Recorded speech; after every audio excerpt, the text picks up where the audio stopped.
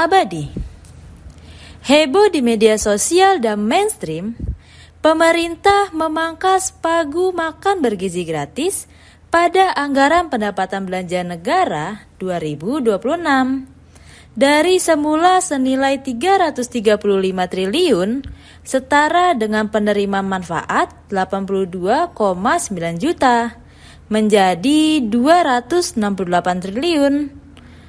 Yang jumlah penerima manfaatnya belum diketahui. Keputusan ini merupakan instruksi Presiden Prabowo Subianto untuk memastikan dana program makan bergizi gratis dapat dikelola dengan lebih efisien. Bagaimana menurut Bung Abadi?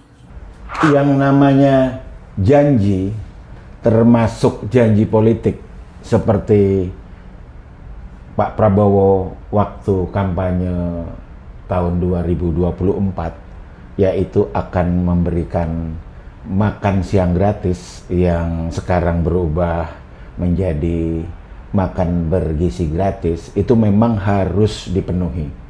Karena janji adalah janji. Pembatalan janji itu masuk kategori pembohongan publik atau bahkan munafik. Yang menjadi persoalannya sekarang, program makan bergizi gratis tersebut telah menjadi epic program, yaitu penerima manfaat sebesar 82,9 juta dan anggaran yang harus digelontorkan sampai dengan angka 335 triliun yang mengakibatkan anggaran pendapatan belanja negara per 30 Maret defisit 240 triliun. Namun ada berita baik, ternyata Pak Prabowo sudah mulai sadar akan kesalahannya dan mau mereview dan mengurangi anggaran sampai ke angka 267 triliunan. Dari karut-marut yang sudah terjadi, saya menyimpulkan sebaiknya MBG itu dibagikan berdasarkan kelompok penerima penghasilan dari orang tua murid. Ada kelompok paling bawah, yaitu kelompok miskin. Yang kedua adalah rentan miskin. Yang ketiga adalah menuju kelas menengah. Dan yang keempat adalah kelas menengah itu sendiri, dan yang terakhir adalah kelas atas.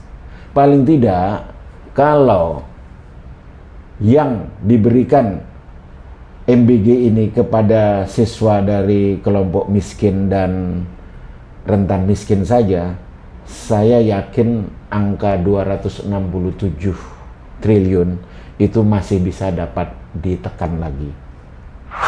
Lantas, apakah sebaiknya Presiden Prabowo Subianto dapat memodifikasi lebih jauh agar pagu program makan bergizi gratis dapat diturunkan lebih kecil lagi?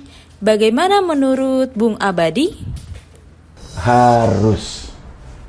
Kan selama ini program MBG ini menyasar siswa, baik itu SD, SMP, SMA, yang di bawah Kementerian Pendidikan dan di bawah Kementerian Agama. Plus diberikan kepada ibu hamil, menyusui, dan balita. Plus kepada lansia.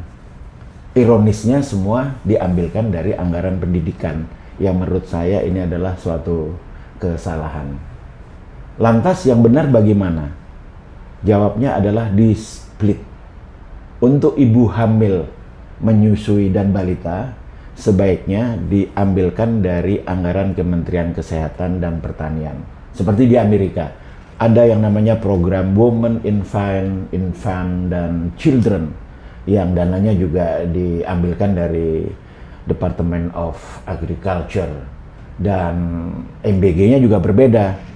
Ada makanan bergizi, susu, sereal, dan telur, juga konseling gizi, plus dukungan menyusui.